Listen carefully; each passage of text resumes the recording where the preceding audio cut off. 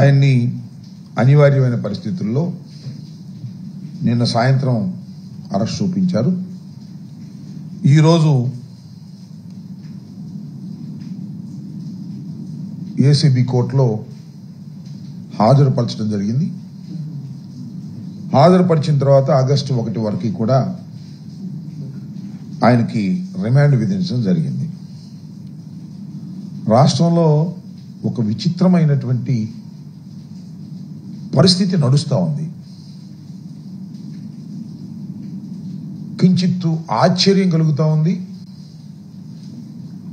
ఎందుకు ఈ రకమైనటువంటి పిచ్చి చేష్టలు కూటమి ప్రభుత్వం చేస్తుందో కాస్త హాస్యాస్పదంగాను అనిపిస్తూ ఉంది. ఈ కూటమి ప్రభుత్వాన్ని ప్రజలు ఎన్నుకున్నది అలివిగాని వాగ్దానాలు నెరవేరుస్తారని, ఈ రాష్ట్రాన్ని జగన్మోహన్ రెడ్డి గారి కన్నా అభివృద్ధి చేస్తారని, జగన్మోహన్ రెడ్డి గారి ప్రభుత్వం కన్నా సంక్షేమ కార్యక్రమాలు మరింత వేగవంతంగా మరింత దండిగా ఇస్తారని ప్రభుత్వాన్ని ఎన్నుకుంటే వాటన్నిటినీ పక్కన పెట్టేశారు. పక్కన పెట్టేసి వైఎస్ఆర్ కాంగ్రెస్ పార్టీని ఏ విధంగా అణిచివేయాలి, వైఎస్ఆర్ కాంగ్రెస్ పార్టీని ఏ విధంగా నాశనం చేయాలి అనేటువంటి ఏకైక దృక్పథంతోనే ఈ రాష్ట్ర ప్రభుత్వం పనిచేస్తున్నట్టుగా అర్థమవుతోంది. ఎందుకంటే ఒక లిక్కర్ కేసే కాదు, అనేకమైన కేసులు. ఈ రాష్ట్రంలో పోలీసు వ్యవస్థ దేనికోసం ఉపయోగపడుతుంది అంటే అనేక రకమైన కేసులు, అనవసరమైన కేసులు, సాక్ష్యాధారాలు లేకపోయినప్పటికీ కూడా కేసులు పెట్టి వైఎస్ఆర్ కాంగ్రెస్ పార్టీ నాయకుల్ని, సానుభూతి పరుల్ని ఇబ్బంది పెట్టాలి, బెదిరించాలి అనేటువంటి కార్యక్రమాన్ని చంద్రబాబు నాయుడు గారు వారి అబ్బాయి ప్లాన్ వేసుకుని కుట్రపూరితంగా నడుపుతున్నారు. నేను దానికి ప్రత్యేకంగా ఉదాహరణలు చెప్పవలసిన అవసరం లేదు. కొమ్మినేని శ్రీనివాస్ గారి మీద SC/ST కేసు పెడతారు. జగన్మోహన్ రెడ్డి గారు టూర్కి వెళ్తే ఆయన కారు కింద సింగయ్య పడి మరణించాడని ఆయన మీద కేసు పెడతారు. ఆల్ ఫాల్స్ కేసెస్ అని చెప్పడానికి ఇవి కొద్దిగా చిన్న ఉదాహరణలు. ఇవాళ లిక్కర్ కేసు ఫిబ్రవరిలో సిట్ వేశారు. అసలు ఈ ప్రభుత్వం రాగానే ఒక కంప్లైంట్, ఒక పిచ్చి కంప్లైంట్, ఎవరిచ్చారో వారు తెలియదు. ఒక ఆకాశరమణ ఉత్తరంలాగా కంప్లైంట్ ఇవ్వటం, దాన్ని రిజిస్టర్ చేయటం, దాన్ని స్పెషల్ ఇన్వెస్టిగేషన్ టీమ్ అని ఒక దాన్ని వేయటం, దానికి డైరెక్షన్లు ఇవ్వటం, ఎవరెవరిని అరెస్ట్ చేయాలి ఏంటి కథ. చాలా మంది అరెస్ట్ చేశారు ఇంతకు ముందు కూడా అనేక కేసుల్లో. సోషల్ మీడియా వర్కర్స్ అరెస్ట్ చేశారు, మాజీ శాసనసభ్యుల్ని అరెస్ట్ చేశారు. అన్ని ఫాల్స్ కేసులే. మీరు పల్నాడులో చూసినట్లయితే 2 తెలుగుదేశం గ్రూపులు కొట్టుకొని 2 చనిపోతే దానిలో వైఎస్ఆర్ కాంగ్రెస్ పార్టీకి చెందినటువంటి మాజీ శాసనసభ్యుడు పిన్నెల రామకృష్ణారెడ్డిని వారి తమ్ముడిని పెడతారు. ఎక్కడ అవకాశం దొరికితే అక్కడ కేసులు పెట్టేసి అణిచివేయాలనేటువంటి ప్రయత్నం ముమ్మరంగా సాగుతున్నటువంటి విషయం అందరికీ అర్థమైపోయింది. ఒక్క సంవత్సరంలోనే వెరీ క్లియర్ ఇట్. ఇదొక కేసు. మళ్ళా చంద్రబాబు నాయుడు గారికి, లోకేష్ గారికి ఎవరి మీద కక్ష ఉందో వారందరినీ దీనిలో దూర్చేయడానికి లిక్కర్ స్కామ్. అసలు స్కామే లేదు, లిక్కర్ స్కామ్ నాకు అర్థం కాల. దోపిడీకి వీలుగా నూతన మద్యం విధానాన్ని వైఎస్ఆర్ కాంగ్రెస్ పార్టీ తీసుకొచ్చింది అనేటువంటి మాట మాట్లాడుతున్నారు. ఎస్, వైఎస్ఆర్ కాంగ్రెస్ పార్టీ అధికారంలోకి వచ్చిన తర్వాత ఒక నూతనమైన విధానాన్ని తీసుకొచ్చింది. దానిలో ఎవరి ప్రమేయం లేదు, ప్రైవేట్ ప్రమేయమే లేదు, టోటల్గా గవర్నమెంటే. డిస్టిలరీల దగ్గర నుంచి లిక్కర్ని తీసుకోవడం, అవుట్లెట్స్ అన్నీ కూడా గవర్నమెంట్వే. ఎక్కడ ప్రైవేటు వారి జోక్యం లేదు. ఇవాళ అన్ని ప్రైవేటు వారి జోక్యం. బెల్ట్ షాపులు, ఎక్కడ పడితే అక్కడ విచ్చలవిడిగా అమ్మటం, ఎంఆర్పి రేటు మీద 10-20 అమ్ముకోవడం, ఇలా ఇచ్చలవిడిగా ఇవాళ చేస్తున్నారు. కానీ వైఎస్ఆర్ కాంగ్రెస్ పార్టీ అధికారంలోకి వచ్చిన తర్వాత మద్యాన్ని నియంత్రించాలి కనీసం అని మద్యం వాడకాన్ని తగ్గించి రేట్లు పెంచి ఆదాయాన్ని పెంచినటువంటి సందర్భం. ఎక్కడా కూడా ప్రభుత్వానికి నష్టం జరగకపోయినా మేము అధికారంలోకి వచ్చాం, కూటమి ప్రభుత్వం ఘన విజయం సాధించింది, చంద్రబాబు నాయుడు గారి ప్రభుత్వం జగన్మోహన్ రెడ్డి గారికి కేవలం 11 సీట్లే వచ్చాయి, దీనిలో ఎవరెవరు ఉన్నారో కక్ష కట్టేసి వారందరినీ తీసుకొచ్చి లోపల పెట్టేయాలి అనేటువంటి కార్యక్రమంలో వాళ్ళు చంద్రబాబు నాయుడు గారు ఈ సిట్టు పవిత్రం చేస్తూ ఉంది. నేను మనవి చేస్తున్న 3 సార్లు గెలిచాడండి మిథున్ రెడ్డి గారు. 47 years, is an young man. పార్లమెంట్కి వెళ్ళినటువంటి వ్యక్తి. వైఎస్ఆర్ కాంగ్రెస్ పార్టీ ఓడిపోయినప్పుడు కూడా మొదటి 2014లో గెలిచాడు. మొన్న 4 సీట్లు వచ్చినప్పుడు కూడా పార్లమెంట్కి ఎన్నికైనటువంటి వ్యక్తి. రాజకీయ కుటుంబం నేపథ్యం ఉన్నటువంటి వ్యక్తి. పెద్దిరెడ్డి రామచంద్రారెడ్డి గారు చంద్రబాబు నాయుడు గారితో సమకాలికుడు. అది కూడా ఒక కక్షే. ఎందుకంటే చంద్రబాబు నాయుడు గారికి ఆయనకి కాలేజీ లెవెల్ నుంచి పడదట. ఆ కక్ష కాంగ్రెస్ పార్టీలో ఉన్నాడు పెద్దిరెడ్డి గారు, వైఎస్ఆర్ కాంగ్రెస్ పార్టీలో ఉన్నాడు, ఒకే జిల్లాకు చెందినటువంటి వ్యక్తి. ఆ కుటుంబం మీద కక్ష పెట్టారు. సొందులో సడేమి ఇతను కూడా లోపలేసేద్దాం. జగన్మోహన్ రెడ్డి గారికి సన్నిహితంగా ఉంటున్నాడు. ఢిల్లీ రాజకీయాల్లో జగన్మోహన్ రెడ్డి గారికి తోడుగా ఉంటున్నాడు. ఢిల్లీ లెవెల్లో వైఎస్ఆర్ కాంగ్రెస్ పార్టీకి సంబంధించినటువంటి అంశాల మీద కేంద్ర ప్రభుత్వంతోనూ ఇతర రాజకీయ పక్షాలతోనూ మాట్లాడేటటువంటి చొరవ తీసుకొని చక్కగా చేస్తున్నటువంటి వ్యక్తి. ఆయన కట్ చేద్దాం. 2 అవుతాయి పనులు. 1, జగన్మోహన్ రెడ్డి గారిని ఇబ్బంది పెట్టడం, 2, మిథున్ రెడ్డి గారి కుటుంబం మీద ఉన్న కక్షని తీర్చుకోవడం, లోపలేసేద్దాం అనేటువంటి భావంతో ఇవాళ మిథున్ రెడ్డి గారిని కేసులో పెట్టి, సరే మిథున్ రెడ్డి గారు హైకోర్టులో ప్రయత్నం చేశారు, సుప్రీంకోర్టులో ప్రయత్నం చేశారు. హైకోర్టులో సుప్రీంకోర్టులో రిలీఫ్ రాలేదు. ఆయన వాలంటరీగా వచ్చాడు, సిట్ ముందు హాజరయ్యాడు. సిట్ వాళ్ళు అరెస్ట్ చేసేటప్పుడు అంటారు ఆయన సహకరించలేదంట విచారణకి. సహకరించడం అంటే ఏంటో మీరు చెప్పిన దానికల్లా ఒప్పుకోవాలా? అంటే సిట్ వారు అడిగిన దానికల్లా ఒప్పుకోవాలి. ఎవరి పేర్లు చెప్పంటే వాళ్ళ పేర్లు చెప్పాలి, అప్పుడు సహకరించినట్టు, లేకపోతే సహకరించినట్టు. ఏముంది మీ ఇన్వెస్టిగేషన్? సిట్ అంటే సిట్టే. చంద్రబాబు సిట్టు అంటే సిట్టు, లోకేష్ సిట్ అంటే సిట్టు. దానిలో ఎవరిని పెట్టాలంటే వాళ్ళని పెట్టవచ్చు, రాంబాబుని పెట్టాలంటే పెట్టచ్చు, ఇదిగో మిమ్మల్ని పెట్టాలన్నా కూడా పెట్టచ్చు. ఎవరిని పెడితే వాళ్ళని పెట్టేసి లోపల వేసేసి వైఎస్ఆర్ కాంగ్రెస్ పార్టీని అణిచేస్తాం. మీ వల్ల కాదని చెప్తా ఉన్నా. ఎన్ని వందల మందిని మీరు అరెస్ట్ చేసినా, ఎన్ని వందల మందిని మీరు జైలుకు పంపినా, ఎంతమంది నాయకుల్ని మీరు పంపినా వైఎస్ఆర్ కాంగ్రెస్ పార్టీని అణచలేరు. ఇది తెలుసుకోండి మీరు. ఫస్ట్ ఆఫ్ ఆల్ ఇది మాకేం కొత్త కాదు. రాజశేఖర రెడ్డి గారు మరణించినప్పుడు, ఆ తర్వాత వైఎస్ఆర్ కాంగ్రెస్ పార్టీ ప్రారంభించాలని ఓదయాత్రకు వెళ్ళినప్పుడు మీరు ఎంతమందిని అరెస్ట్ చేశారే. అప్పుడు చంద్రబాబు నాయుడు గారు సోనియా గాంధీతో ములాఖాత్ అయిపోయాడు. ఇద్దరు కలిసిపోయారు ములాఖాత్ అయిపోయి. ఈయన డైరెక్షన్తో కాంగ్రెస్ పార్టీ పనిచేసింది. ఆ రోజున జగన్మోహన్ రెడ్డి గారితో పాటు అనేక మందిని లోపల వేసే ప్రయత్నం వేశారు. ఐఏఎస్ అధికారిని, ఐపీఎస్ అధికారిని లోపల వేశారు. ఏం సాధించారని అడుగుతా ఉన్నా. ఇవాళ కూడా ఐపీఎస్ అధికారుల్ని లోపలేస్తున్నారు, ఐఏఎస్ అధికారులను కూడా లోపలేస్తున్నారు. ఏమి సాధించారు చంద్రబాబు నాయుడు గారు? మీరు ఇవాళ జగన్మోహన్ రెడ్డి గారి మీద కక్ష. నిజంగా లిక్కర్ స్కామ్ అంటే 2014-19 చంద్రబాబు నాయుడు గారు చేసింది. చంద్రబాబు నాయుడు గారు వాళ్ళు ఎక్కడో అంటున్నాడు రాజకీయ మలినాలను ఏరివేయాలంట.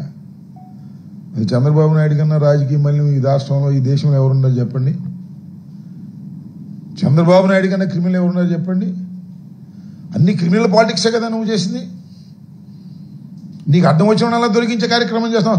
తడి గుడ్డలతో గొంతులు కోసేటటువంటి కార్యక్రమం వాళ్ళు ఏదో చెప్తా ఉన్నావు. నువ్వు జగన్మోహన్ రెడ్డి గారి మీద బురదలేటటువంటి కార్యక్రమాలు చేస్తూ ఉన్నావు. జగన్మోహన్ రెడ్డి గారిని వ్యక్తిత్వ హననాన్ని చేయాలనేటువంటి ప్రయత్నం చేస్తున్నావు. లిక్కర్లో స్కామే లేదు. చాలా ట్రాన్స్పరెంట్ గా జరిగినటువంటి కార్యక్రమం. దానిలో నువ్వు అనేక మందిని పెట్టి ఇవాళ కక్ష తీర్చుకోవాలనేటువంటి ప్రయత్నంతో చంద్రబాబు నాయుడు గారు పనిచేస్తున్నారు. చాలా సందర్భాలు నేను చెప్తూ ఉన్నా. లిక్కర్కి సంబంధించినటువంటి విషయంలో కాంపిటీషన్ కమిషన్ ఆఫ్ ఇండియా ముందు అనేక ప్రశ్నలకు సమాధానాలు వచ్చాయి. ఇచ్చిన తీర్పులో అనేకమైనటువంటి అప్రిషియేషన్స్ వచ్చాయి. వైఎస్ఆర్ కాంగ్రెస్ పార్టీ హయాంలో తీసుకున్నటువంటి నిర్ణయాల వల్ల. సరే, మీరేదో పిచ్చి ప్రచారాలు చేశారు, బ్రాండ్లని అదేని ఇదేని. ఇవాళ ఏం చేస్తున్నారు మీరు? ఏ బ్రాండ్లు ఇస్తున్నారే? నాణ్యమైన మద్యమాన్ని ఇస్తున్నారుగా.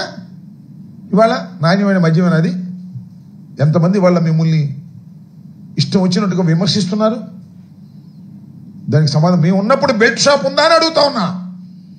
వైఎస్ఆర్ కాంగ్రెస్ పార్టీ అధికారంలో ఉన్నప్పుడు బెల్ట్ షాపే లేదు. ప్రభుత్వమే మద్యాన్ని అవుట్లెట్స్ పెట్టినటువంటి సందర్భం. ఇవాళ ఎక్కడ చూసినా బెల్ట్ షాప్ లేదా, ఎక్కడ చూసినా గంజాయేగా. గంజా ఎంత విచ్చలవిడిగా దొరుకుతుంది వాళ్ళ రాష్ట్రంలో. హోంమంత్రి గారు ఏం చెప్పారు? 100 రోజుల్లో గంజాయి లేని రాష్ట్రాన్ని మీరు చూస్తారు అంది. 100 రోజులు అయింది ఇప్పటికి. ఎన్ని 100 రోజులైంది? బెల్ట్ తీస్తా, బెల్ట్ షాప్ ఉంటే అన్నారు. ఏది బెల్ట్ షాప్ లేనిది ఎక్కడ? ఏమండి చంద్రబాబు నాయుడు గారు బెల్ట్ షాప్ లేనిది ఎక్కడ చెప్పడని అడుగుతా ఉన్నా. ఒక గొప్ప విధానాన్ని తీసుకొచ్చినటువంటి ఘనత వైఎస్ఆర్ కాంగ్రెస్ పార్టీది. అఫ్ కోర్స్ మేము ఓడిపోయాం కాబట్టి మేము చేసేవన్నీ తప్పులని మీరంటే నమ్మరు జనం. ఇవాళ మెచ్చుకుంటున్నారు. ఇవాళ మేము చేసినటువంటి కార్యక్రమాలు, మేము పంపిణీ చేసినటువంటి సంక్షేమ కార్యక్రమాల గురించి, పంపిణీ విధానం గురించి ఇవాళ లాట్ ఆఫ్ అప్రిషియేషన్. నిన్ను చూసిన తర్వాత మరి దుర్మార్గుడా ఇన్ని చేస్తున్నావు నువ్వు, ఏది చేయటం లేదు, జగన్మోహన్ రెడ్డి గారు అద్భుతంగా చేశారనేటువంటి భావనతో ఇవాళ ఉన్నారు. ఎంటైర్ పోలీస్ వ్యవస్థ, లా అండ్ ఆర్డర్ లేదు, ఏం లేదండి. ఏం జరుగుతున్నా పట్టించుకోరండి. రాజకీయంగా జగన్మోహన్ రెడ్డి గారిని, వైఎస్ఆర్ కాంగ్రెస్ పార్టీని ఎట్లా అణచాలి అంతే, రెండోది లేదు. కేసులు పెట్టడం, లోపలేయటం. ఎంతమందిని వేస్తారే? 12 మందిని వేశారు దీనిలో. ఈ 12వ వ్యక్తి ఎన్ని రోజులు ఉంటారు?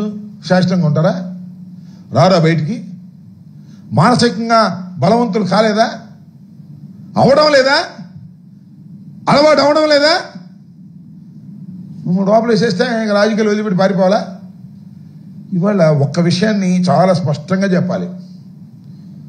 రాజకీయాలు చెయ్యాలన్నా, రాజకీయాల్లో ఉండాలన్నా కేసులకు భయపడాల్సిన అవసరం లేదు.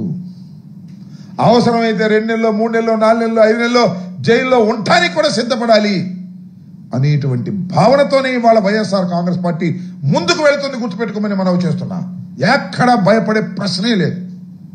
మిథున్ రెడ్డి గారు చెప్పాడు, వాళ్ళ నాన్నగారు చెప్పారు, we don't care all these things అని. మీరు జైల్లో పెట్టేస్తే భయపడిపోయి వణికిపోయి పారిపోతాం అనుకుంటారా? పారిపోయే ప్రశ్నే లేదు. మిథున్ రెడ్డి గారు చాలా స్పష్టంగా చెప్పాడు. మిథున్ రెడ్డి ఏంటంటే ఆయన ఎక్సైజ్కి ఏం సంబంధం? ఢిల్లీలో ఎంపీగా ఉన్నాడు, ఇప్పుడు ఫ్లోర్ లీడర్గా ఉన్నాడు, మాకు ముఖ్య నాయకుడు. ఆయన ఎక్సైజ్లో ఎందుకు ఇచ్చారు మీరు? ఏమైనా కక్ష అంతే. ఆయనకి డబ్బులు చేయని ఏదో రూట్ చెప్తారు. అరే మొట్టమొదటి నువ్వు ఎంత అన్నావు? 30 కోట్లు అంటావు, 50,000 కోట్లు అంటావు, 3,000 కోట్లు అంటాడు. అసలు కథ కమామేష్ ఏమీ లేదు. ఎక్కడో మొదలెట్టారు నవల రాసినట్టు రాస్తానే ఉన్నారు. కాసేపు కేసీ రెడ్డి సినిమాలు తీశాడు, కేసీ రెడ్డి పెట్టుబడులు పెట్టాడు అంటారు. వాళ్ళు ఎవరో కాదు, అసలు మిథున్ రెడ్డే ప్రధానమైనటువంటి కారకుడు అని వాళ్ళు చెప్తారు అరెస్ట్ చేసే ముందు. చాలా చిత్రం అండి, భలే ఆశ్చర్యం వేస్తుంది. ఛార్జ్ షీట్లో ఏమున్నాయో కూడా ముందు ఈనాడు రాస్తుంది, తర్వాత ఆంధ్రజ్యోతి రాసింది. వాళ్ళు ఎవరెవరిని అరెస్ట్ చేస్తారో ముందే తెలుస్తుంది వీళ్ళకి. వీళ్ళే రాస్తుంటారు. పోలీసులు కాదు ఇన్వెస్టిగేషన్ చేస్తుంది.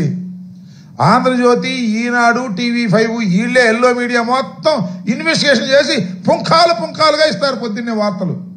సాయంత్రానికి అదే జరిగింది. చిత్రం అది. వాళ్ళే రాస్తారు.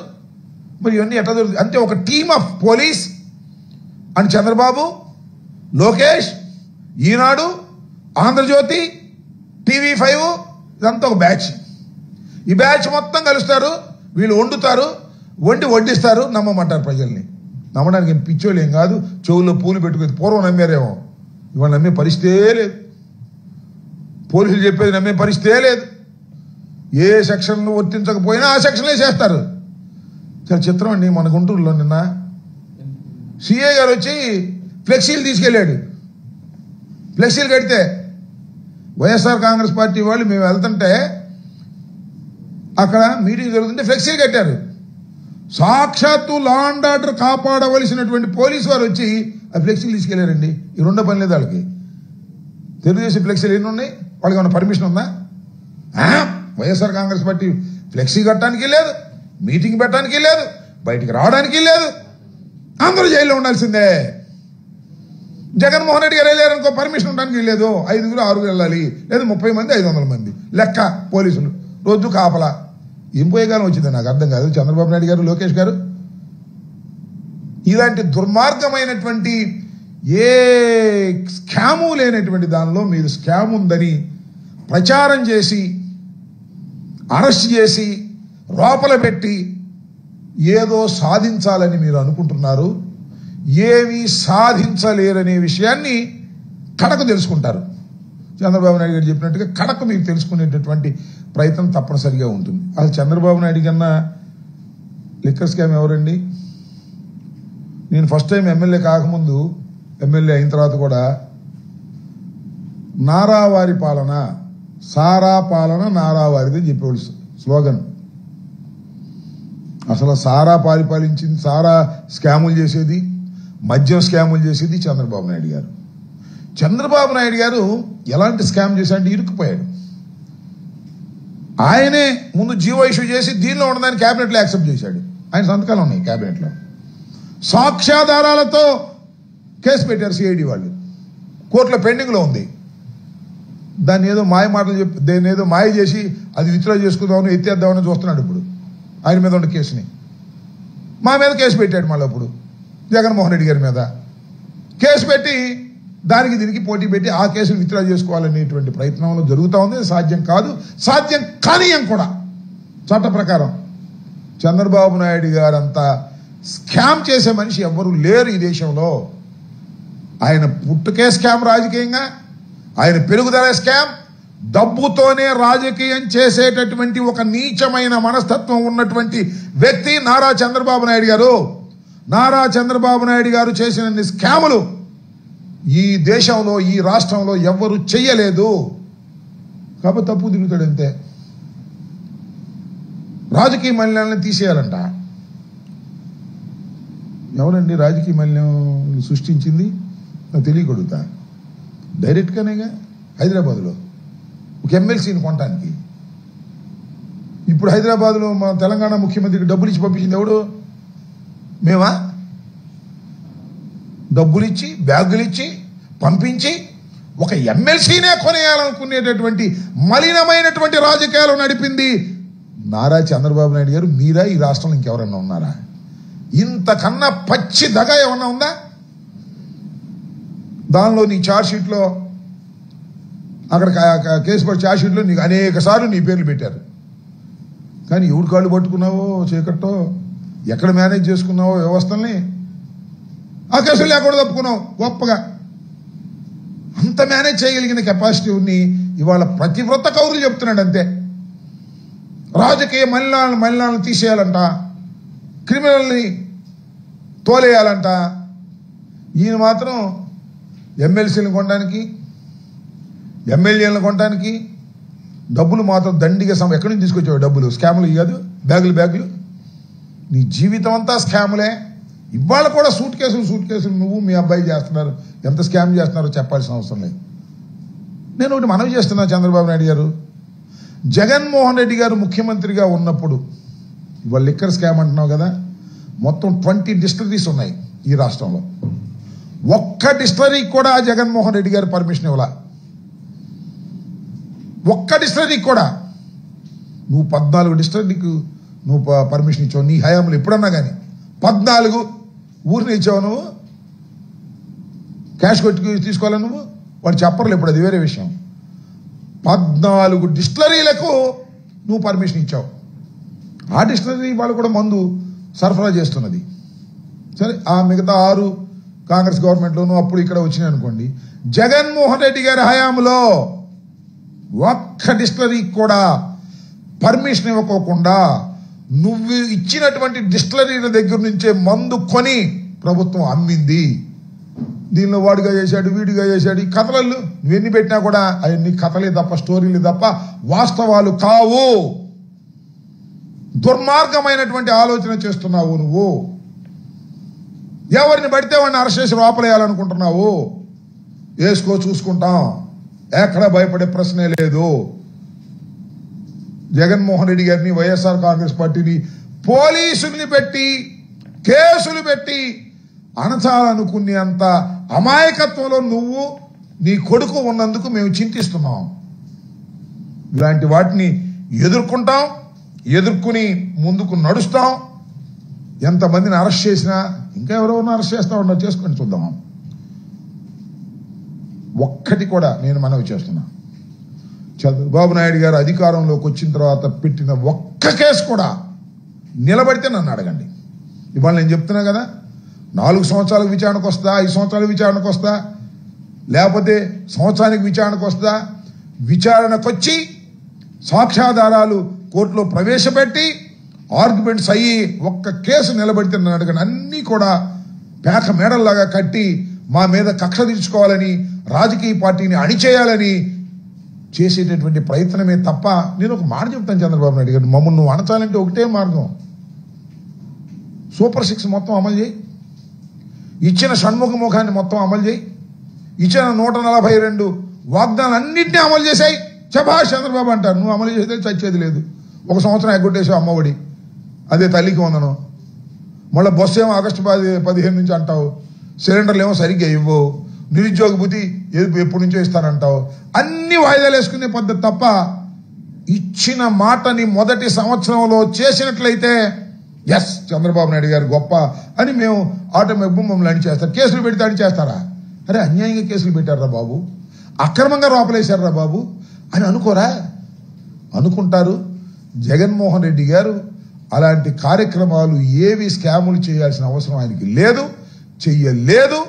నువ్వు అభూత కల్పనలు కల్పించి ఇవాళ జగన్మోహన్ రెడ్డి గారి ప్రభుత్వంలో కీలకంగా ఉన్నటువంటి వ్యక్తుల్ని, పార్టీకి పనిచేసేటటువంటి వ్యక్తుల్ని లోపలేసి నీ కక్ష తీర్చుకోవాలని నువ్వు ఆలోచన చేస్తున్నావు. నీ కక్ష తీరదు సరిగదా, మళ్ళా నువ్వు చాలా ప్రమాదంలోకి నెట్టబడతావు ప్రజల మధ్యన అనే విషయాన్ని దయచేసి గమనించాలని కూడా ఈ సందర్భంగా నేను చెప్పదలుచుకున్నాను. ఏది ఏమైనా వైఎస్ఆర్ కాంగ్రెస్ పార్టీ చెక్కు చెదరని మొక్కవోని ధైర్యంతో ముందుకు వెళ్తుంది.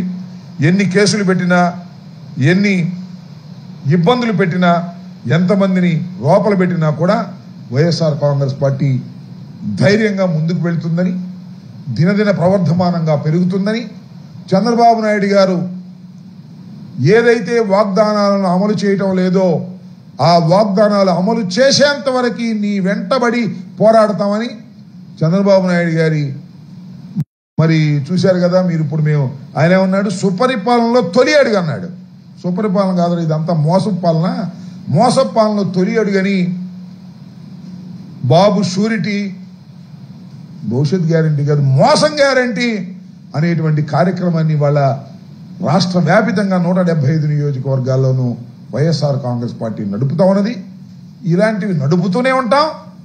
నీ రాజకీయ దివాళా కోరుతనాన్ని, మోసాన్ని ప్రజలకు ఎండగడుతూనే ఉంటాం. కేసులకు భయపడే ప్రశ్నే లేదు. మిథున్ రెడ్డి గారు కానీ, ఇంకా మిత్రత్రా ఉన్నటువంటి నాయకులు కానీ, ఇప్పుడు అరెస్ట్ అయిపోయినటువంటి నాయకులు కానీ అందరూ కూడా వెరీ క్లీన్ చిట్తో బయటకు వస్తారు. ఇది మోసపూరితమైన కేసు. ఈ సిట్టు పెట్టేది ఒక అబద్ధాల కేసు. ఇది ఒక నవలలాగా రచిస్తున్నారు. దీనిలో ఎక్కడా ఎవిడెన్స్ లేవు, ఆధారాలు లేవు. కేవలం రాజకీయ కక్షతో, పొలిటికల్ విండిటాతో మాత్రమే చేస్తున్నటువంటి వ్యవహారం అనే విషయం ప్రజలకందరికీ తెలుసు. మరొకసారి ప్రజలకు ఈ సందర్భంగా గుర్తు చేస్తూ ఉన్నాం.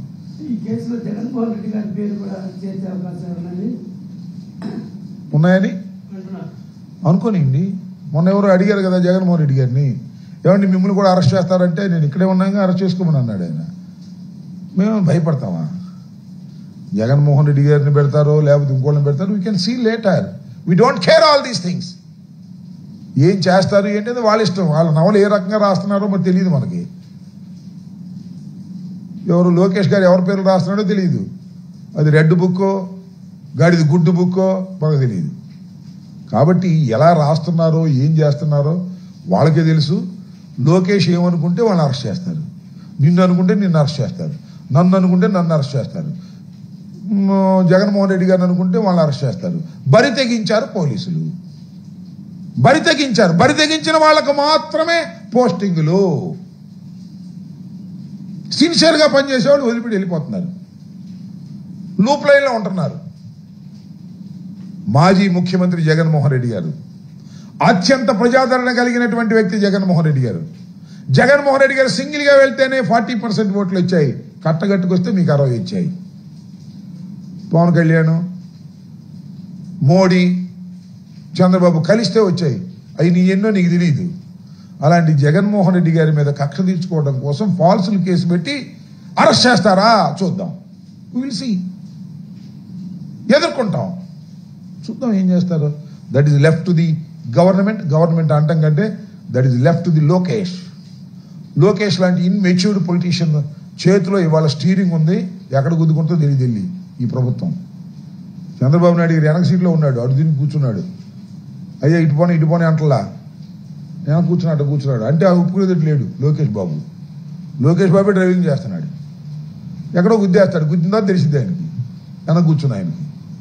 చాలామంది నీ పోటీ విలేకరులు చెప్తున్నారు ఇది చంద్రబాబు ప్లాన్ కదండి, ఇది లోకేష్ ఇన్మెచ్యూర్డ్ థింగ్ అండి, పద్దీను. లేకపోతే చంద్రబాబు ఇట్లా ప్రవర్తించడం, చంద్రబాబుకు చాలా అనుభవం ఉన్న వ్యక్తి అని అంటున్నారు. మరి అది నిజమని అనుకుంటున్నాను నేను. చూద్దాం, విల్ సీ. మిథున్ రెడ్డిని అరెస్ట్ చేసేందుకు కుటుంబ సభ్యులు చెప్పారని చెప్తున్నారు.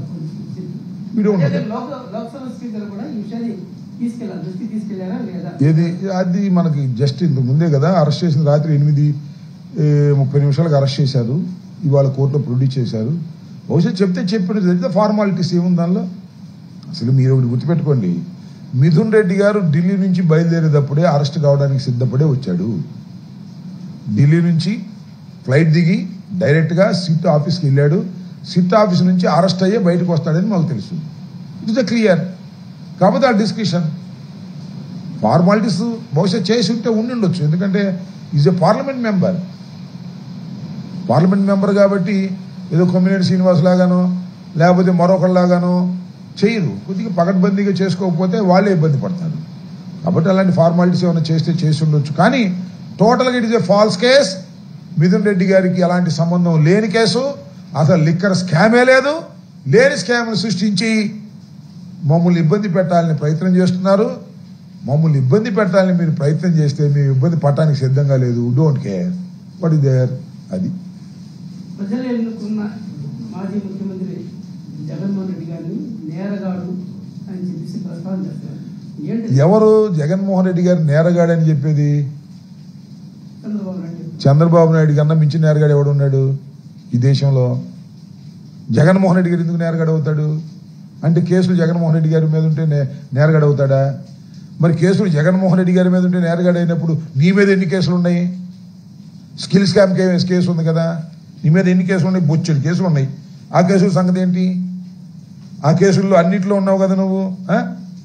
ఎన్ని కేసులు ఉన్నాయి నీ మీద? బొచ్చెడు కేసులు నీ మీద ఉన్నాయి ఇవాళ. మరి దానికి సమాధానం ఏంటి? నువ్వు బెయిల్ మీదే ఉన్నావు కదా. నువ్వు స్కిల్ స్కామ్ కేసులో, అలాగే లిక్కర్ కేసులో, ఇంకా ఐటీ కేసులో, అన్ని కేసులో నువ్వు బెయిల్ మీదే ఉన్నావు. అది మర్చిపోతున్నావు నువ్వు. తమరు కూడా జైలుకి వెళ్ళి వచ్చారు, అది మర్చిపోతున్నావు నువ్వు. ఆయన మాత్రం నేరస్తుడు కాదంట, ఎదుటివాడు మాత్రం నేరస్తుడు అంట. అసలు నీకన్నా పెద్ద నేరస్తుడు ఈ దేశంలోనే లేడు. అంత దుర్మార్గమైన రాజకీయాలు చేసిన వాడు ఇంక దేశంలోనే లేడు. Chandrababu Naidu is a big criminal in India పొలిటీషియన్స్లో. ఓకే,